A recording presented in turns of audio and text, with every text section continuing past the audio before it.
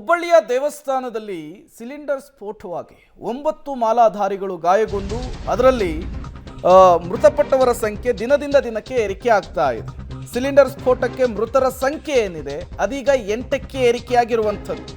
ಅಯ್ಯಪ್ಪ ಮಾಲಾಧಾರಿಗಳ ಕೊನೆಯ ದೃಶ್ಯ ಪಬ್ಲಿಕ್ ಟಿವಿಗೆ ಲಭ್ಯವಾಗಿದೆ.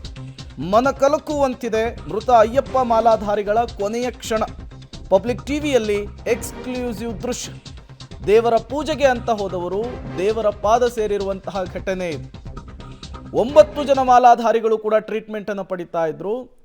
ಈ 9 ಜನರ ಪೈಕಿ ಈಗ 8 ಜನ ಮೃತಪಟ್ಟಿರುವಂಥದ್ದು. ಒಬ್ಬರಿಗೆ ಚಿಕಿತ್ಸೆಯನ್ನು ಮುಂದುವರಿಸಲಾಗಿದೆ. ಇದು ಅಯ್ಯಪ್ಪ ಮಾಲಾಧಾರಿಗಳ ಕೊನೆಯ ದೃಶ್ಯ. ಇದು ಸಿಲಿಂಡರ್ ಸ್ಫೋಟಕ್ಕೂ ಮೊದಲು ಈ ಪೂಜೆಯಲ್ಲಿ ಅಯ್ಯಪ್ಪ ಮಾಲಾಧಾರಿಗಳು ಭಾಗಿಯಾಗಿರುವಂಥದ್ದು.